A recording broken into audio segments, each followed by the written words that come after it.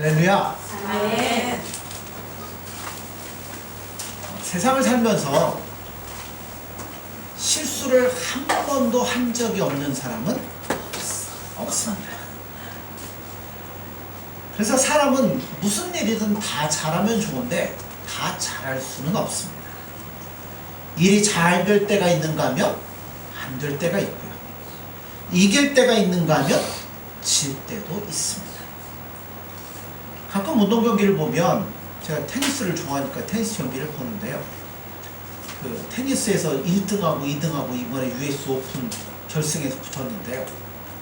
얼마나 잘하는지. 근데 그 사람들이 매일 대회에서 다 이길 수 있는 건 아니에요. 질 때도 있고 이길 때도 있고 한 번도 안 지고 올라가서 우승할 때도 있습니다. 한 번도 안 지고 상대를 다 이기고 우승하면 나중에 우승 소감 물어볼 때 제 실력으로 이겼습니다 안 하죠. 뭐라 그래요? 제가 열심히도 했지만 운도 따라줬습니다 라고 얘기를 합니다. 마찬가지로 우리가 어떤 일을 할 때 마치 순풍에 돛을 단 것처럼 모든 일이 다 잘 되고 형통할 때가 있습니다. 근데 돌아가서 보면 그건 나의 힘만으로 된 것이 아니라 하나님께서, 예수님께서 도와주셨기 때문에 그런 일이 벌어지더라는 겁니다. 그래서 우리 믿는 사람들은, 믿는 사람만이 아니죠. 사람들 어떤 큰 일들 하고 나면 반드시 끝나고 나면 뭐래요? 결산을 합니다. 돈이 얼마나 지출되었으며 들어온 돈은 얼마고 사람들은 얼마나 왔다 갔으며 이런 것들을 다 결산을 해봅니다. 그래서 그 결과가 좋으면 기분이 좋습니다. 그런데 성도들도 마찬가지라고 생각합니다. 어떤 큰 일을 치른 후에는 결산을 누구 앞에서 해야 되냐면 하나님 앞에서 해야 되는 겁니다. 바로 그것이 하나님 앞에 영광을 돌리는 일인데요. 예를 들어서 보통 장수나 왕이 전쟁에서 승리하고 이제 그 나라로 돌아오면 뭐래요? 전쟁을 끝났으니까 뭐래요? 잔치를 베풀고 많은 사람들의 칭송을 들으면서 스스로 뭐예요? 자화자찬에 빠질 때가 많이 있다는 겁니다. 그런데 지혜로운 성도들은 큰 승리를 거두고 나면 오히려 사람들을 뭐 해야 돼요? 멀리하고 누구 앞에 나아가요? 예수님 앞에 나아가서 무릎을 꿇고 예수님, 내가 결산했는데 도대체 어떻게 이런 일이 벌어졌는지 내 힘으로는 도저히 알 수 없는데 예수님의 힘으로 말미암아 내가 이렇게 승리를 했습니다 하면서 뭐 해야 돼요? 예수님 앞에 결산을 해야 된다는 겁니다. 자, 따져보면 준비도 부족했고 뭣도 없었고 계획도 안 됐는데 갑자기 어떤 일이 잘 되어지더니 결국은 이기더라는 겁니다. 그게 뭐예요? 예수님이 나와 함께 하셨기 때문이라는 겁니다. 그래서 하나님께서, 예수님께서 그들과 함께 개입하시고 그 전쟁에 개입하신 순간을 결산해 보면 알 수 있다는 겁니다. 그러니 뭐 할 수밖에 없어요? 다 마치고 예수님 앞에 무릎 꿇고 예수님 감사합니다. 그렇게 고백할 수밖에 없다는 겁니다. 그런데 과연 우리 중에 이런 믿음의 결산을 할 수 있는 사람들이 얼마나 있을까요? 대부분은 뭐로 끝나요? 사람들의 결산으로 끝날 때가 너무나 많습니다. 왜? 예전에는 저 어렸을 때 여름 성경 끝나면 교사 뭐예요? 끝나고 나면 위로해야죠. 뭐 산에도 가고 어디도 가고 계곡에 가서 막 이제 뭐 이렇게 이제 하고 뭐예요? 수고 많으셨습니다. 이렇게 열심히 했습니다. 그 다음에 자, 다 같이 수고하셨습니다. 박수 치고 놀다가 오는 경우가 많죠. 그거는 무슨 결산이에요? 사람의 결산이죠. 그렇게만 돼도 괜찮아요. 근데 어떤 경우도 발생해요? 야, 그때 네가 왜 그랬냐 뭐 하면서 심지어는 다툼이 일어날 때도 있다는 겁니다. 그리고 어떤 경우에는 육체적으로 이제 이 모든 것들을 다 끝내놓고 나니까 어디에 빠지냐면 긴장을 풀고 육체의 쾌락에 빠지는 경우도 있을 수 있습니다. 그래서 우리는요, 어떤 일을 하고 나면 누구 앞에 나아가서, 예수님 앞에 나아가서 믿음의 결산을 해보셔야 된다는 겁니다. 그런데 우리가 믿음이 부족해서 사람의 결산으로 끝낼 때가 너무나 많은 것을 보게 됩니다. 사실 우리가 예수님 앞에서 결산을 하려면 엄청난 신앙의 훈련을 받아야만 됩니다. 하나님은 하나님의 종을 택하여 일을 맡기실 때 어떤 사람을 쓰실까요? 정말 예수님의 뜻에 딱 맞는 사람을 택하여서 쓸 거라는 거죠. 만약 불러서 시키는데 예수님의 뜻에 일치하지 않으면 결과는 실패할 수밖에 없고 좌절할 수밖에 없습니다.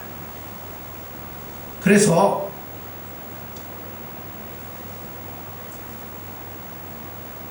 나중에 깨닫는 게 뭐냐면, 이 일은 내 힘으로는 할 수 없고 오직 예수님이 도와주셔야만 된다는 겁니다. 그래서 여러분, 사람을 붙여주시는 분도 예수님이고, 전략을 세우시고 지휘하는 분도 예수님이시고, 그래서 예수님의 손에 붙들려서 계속 사용되기를 원하는 사람은 사람들하고 너무 친숙하거나 아니면 사람들의 분위기에 휩쓸리면 안 된다는 겁니다. 오히려 뭐에 익숙해져야 되냐면 고독에 익숙해지셔야 됩니다. 그래야 사람들의 분위기에 휩쓸리지 않고 예수님 앞에서 자신의 모든 것들을 결산을 할 수 있다는 겁니다. 자, 예수님의 마음에 딱 맞아가지고 예수님이 기뻐하는 뜻대로 다 했어요. 그래서 예수님, 결산해보니까요, 나는 한 게 아무것도 없는데 다 예수님의 은혜입니다. 감사합니다. 영광 돌리면 예수님 뭐라고 하실까요? 야, 잘했다. 너는 정말 내 마음에 쏙 든다. 그러면서 우리 안에 더 큰 기쁨을 부어주시리라 믿습니다. 아멘. 그래서 예수님 앞에 감사한 자와 그렇지 못한 자는 무엇이 달라지냐면 믿음이 달라지는 겁니다. 예수님 앞에서 승리를 깊이 생각하고 감사를 드린 자는 이 전쟁을 통해 뭐를 깨닫게 되냐면 예수님의 능력과 지혜와 힘을 더 깊이 경험하고 깨닫게 된다는 겁니다. 그래서 예수님이 기뻐하는 뜻대로 했더니 이기네? 그럼 그 다음부터는 또 뭐 하게 돼요? 어떤 일이 와도 그래, 예수님의 뜻대로 해야지. 믿음으로 나아갈 수 있는 힘과 능력이 생긴다는 겁니다. 그런데 그렇게 예수님 앞에 나아가서 예수님 앞에 은혜를 구하지 아니하고 그냥 전쟁을 이겼다고 혼자 좋아하고 사람들의 칭찬으로 끝나는 사람은 그 다음 또 전쟁 오면 뭐예요? 이길 수 있는 힘이 없다는 겁니다. 한 번은 이겼을지 몰라도 이어오는 것들을 이길 수 있는 힘이 없다는 거예요. 예를 들어서 우리가 몇 년 전에 아주 심각한 질병이 한국에 유행했었죠. 코로나. 요즘 또 유행한다고 하더라고요. 여러분, 많이 모이는 곳은 좀 조심하십시오. 자, 어떤 무서운 병에 걸리면 어떤 사람은 그 병에 걸렸다 낫는 걸로 끝나는 사람이 있는가 하면 어떤 사람은 그 병을 통하여서 몸에 뭐가 생겨요? 항체가 생기고 면역력이 생겨가지고 다른 질병이 와도 능히 이길 수 있는 이 몸이 되는 사람이 있다는 겁니다. 그래서 여러분, 어떤 일에 대해서, 어떤 전쟁에 대해서 한 번 이기는 것보다 더 중요한 게 무엇이냐면 예수님 앞에 나아가서 감사를 드림으로 더 큰 믿음과 은혜를 받는 것이 더 중요하다는 겁니다. 그럼 이 사람은 앞으로도 뭐예요? 앞으로 오는 전쟁에서도 이길 수 있는 힘과 능력이 그 안에 주어진다는 겁니다. 다윗이 승리하고 기뻐할 수 있었던 이 이유가, 다윗은 전쟁이 단순히 자신의 야망을 위한 전쟁이 아니었습니다. 다윗은 불의한 자들과 싸우는 의로운 전쟁, 오늘날 얘기하면 경찰과 같은 거예요. 어느 곳에 불의의 세력이 있다고 하면 하나님의 명령을 받고 다윗이 출동을 하는 겁니다. 그러면 자기보다 훨씬 힘센 자들이 있는데 다윗은 하나님이 주시는 강력한 힘으로 말미암아 그 모든 것들을 이기더라는 겁니다. 단 한 번도 실패한 적이 없더라는 겁니다. 다윗은 출동을 하고 나아가면 그 악명 높은 적들이 자기 앞에서 갑자기 무력해지면서 도망가는 것을 보았습니다. 근데 실상은 자기 앞에 도망가는 게 아니고 뭐예요? 그렇죠. 하나님 앞에서 넘어지는 것을 다윗은 목격하기 시작했습니다. 이런 걸 보면 다윗은 정의의 편에 서 있다는 것과 하나님 앞에 서서 일하는 것이 얼마나 큰 복인가 하는 것을 다윗은 알고 있었습니다. 자, 일단 하나님의 편에 서서 일하면 일 자체가 의로운 일일 뿐만 아니라 하나님께서 명성도 주시고 모든 것에도 은혜를 내려주시다는 겁니다. 특히 하나님께서는 의로운 자를 기억하시고 도우시는 것이 얼마나 감사한 일인지 모른다는 겁니다. 사람들은요, 과정은 중요시하게 여기질 않아요. 뭐만 봐요? 결과만 봅니다.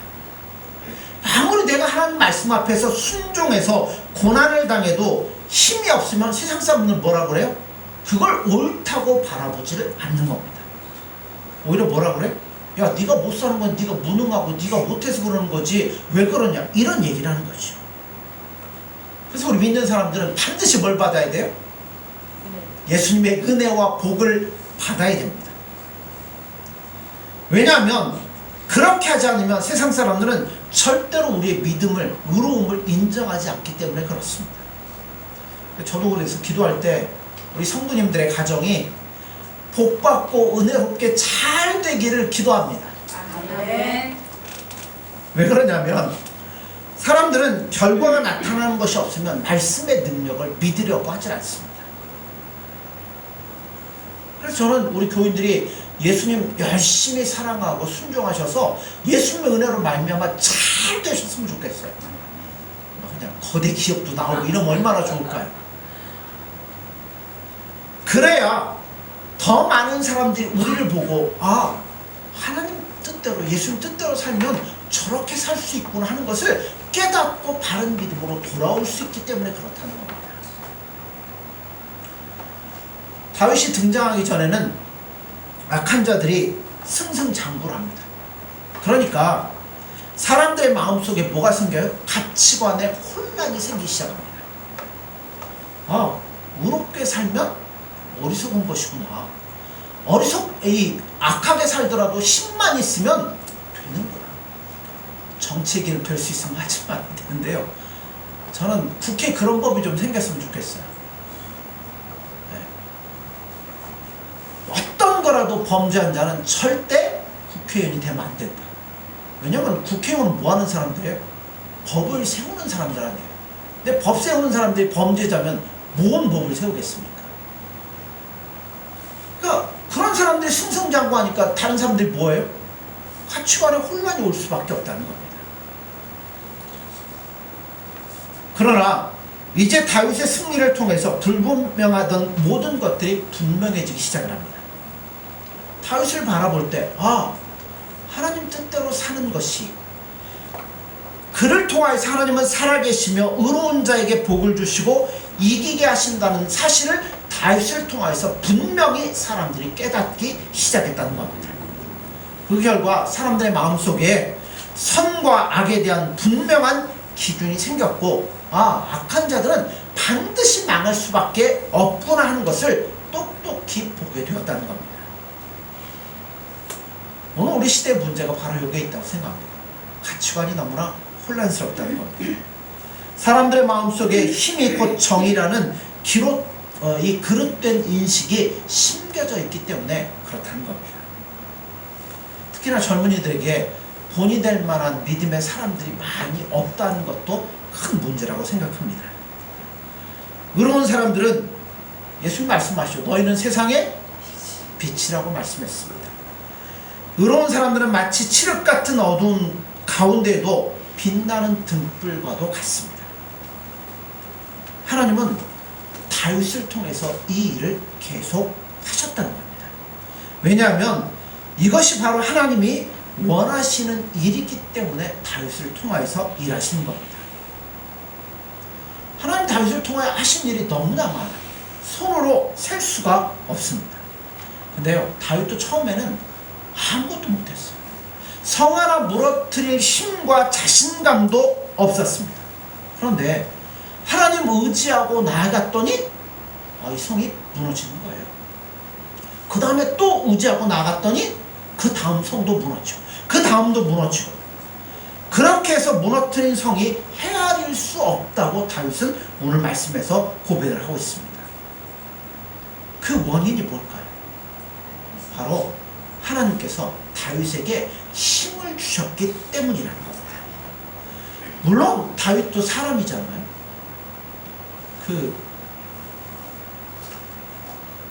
요새 TV 프로그램 중에 무쇠소녀단이라는 프로그램이 있어요. 이게 뭐냐면 탤런트 여자 배우들이 나와가지고 1편에서는 철인삼종 연기를 했어요. 수영을 한강을 이렇게 왔다 갔다 건너고 마라톤을 하고 사이클을 이렇게 몇십 킬로를 타고 그걸 하루에 이제 하는 거예요. 1편에서 이제 시즌 1에서 그걸 했어요. 시즌 2 오니까 뭘 하냐면 권투를 해요. 복싱을 해요. 복싱 아시잖아요. 여자 배우들이 상처나고 그러면 어떡하려고 저는 걱정도 되는데, 그 복싱이라는 게 여러분 쉬울 것 같지만 절대 쉽지 않습니다. 발을 계속 놀려야 되고요. 이 주먹을 휘둘러야 되니 여기다 힘을 줘서 휘둘러야 되니까 3분이라는 경기를 뛰면 이거는 완전히 녹초가 되는 거예요. 한 경기 마치고 나면 얼마나 힘이 빠지겠습니까? 다윗도 마찬가지예요. 처음 한 번은 이길 수 있을지 모르지만 사람이기 때문에 지치고 낙심할 수밖에 없습니다. 그러나 조금 기다리면 하나님께서 뭐예요?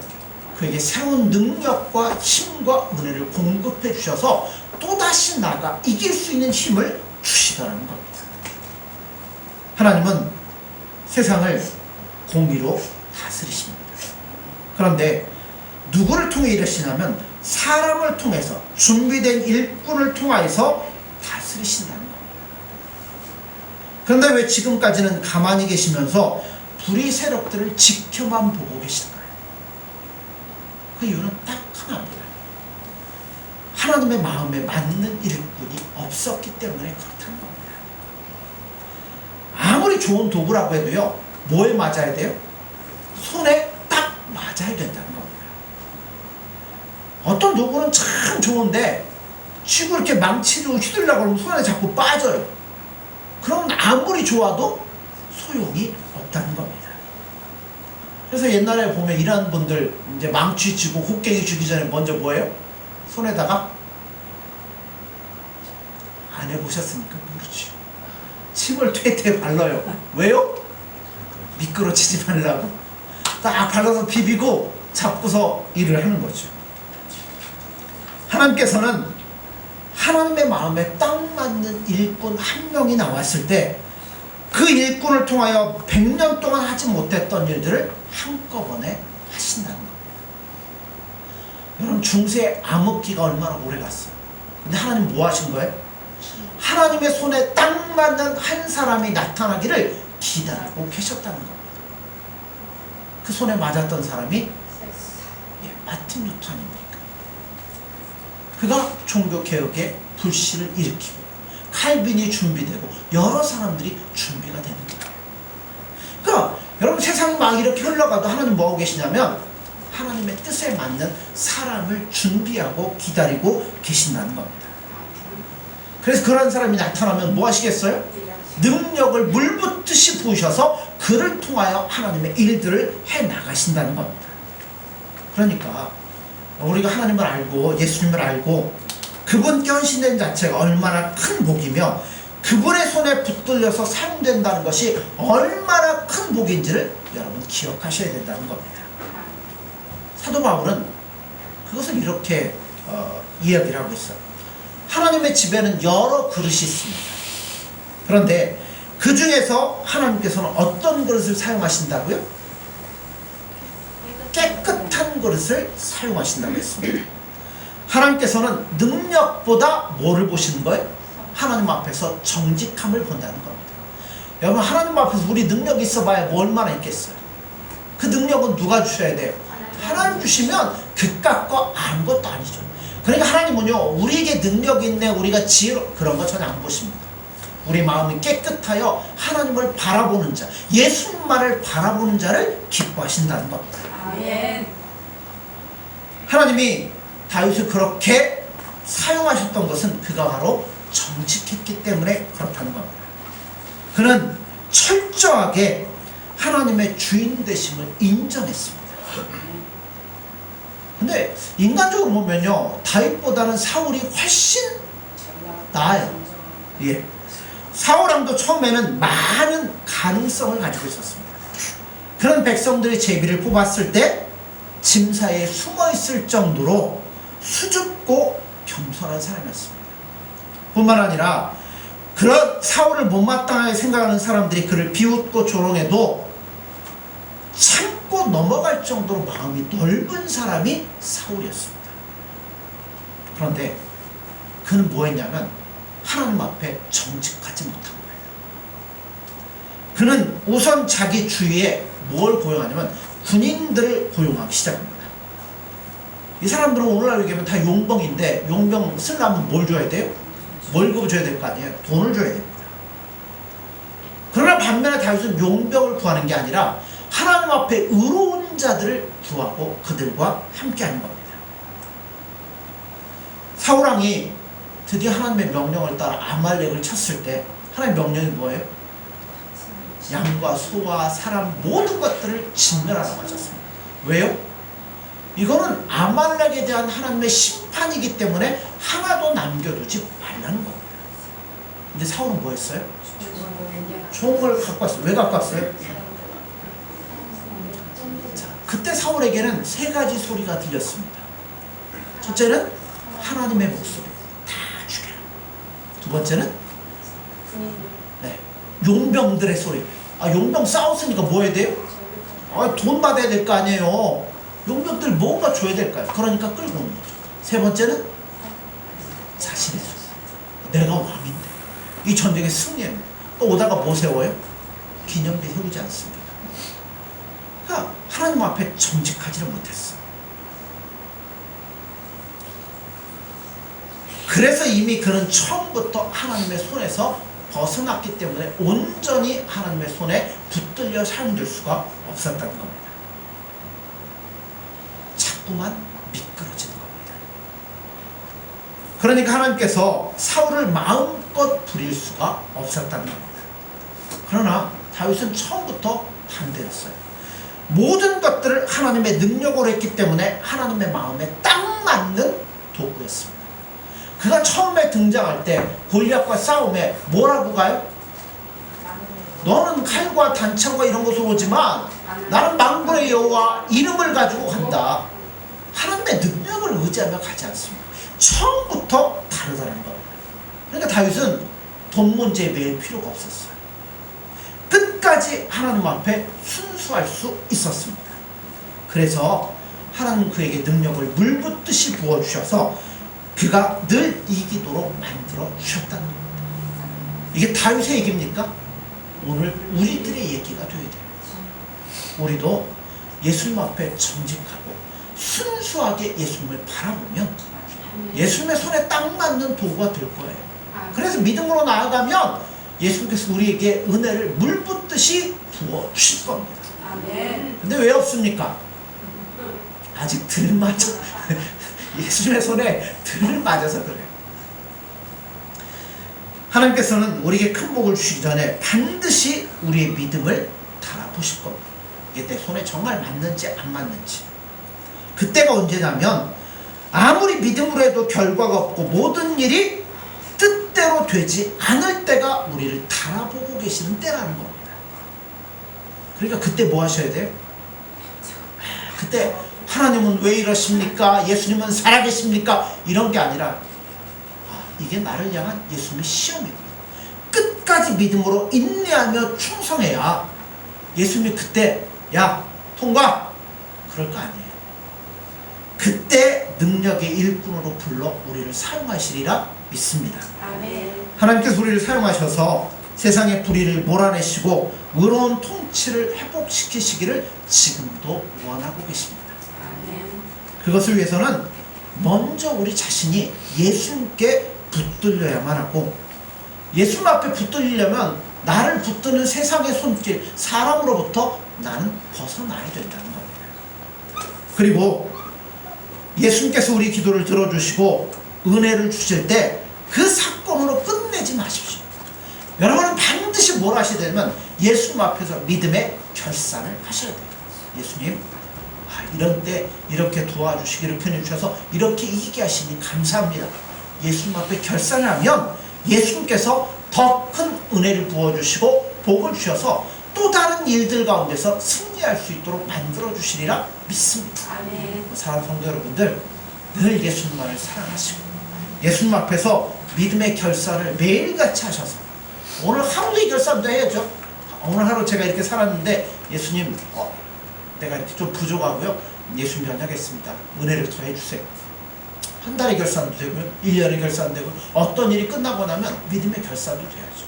그래서 늘 이기게 힘을 주시는 예수님 붙잡고 믿음 가운데 승리할 수 있는 저와 교회 여러분들 되어지기를 간절히 소원합니다. 기도하겠습니다. 예수님, 사랑합니다. 오늘도 우리 안에 힘과 은혜를 주시며 우리를 이기게 하시는 예수님을 저에게 온전히 바라볼 수 있도록 인도하여 주옵소서. 누구보다도 예수님의 손에 딱 들어맞는 믿음의 도구가 될 수 있도록 도와주셔서 우리를 통하여 하나님 앞에는 큰 영광이 될 수 있도록 도와주시고 우리에게도 기쁨과 은혜가 이어지는 아름다운 삶이 될 수 있도록 은혜를 부어 주옵소서.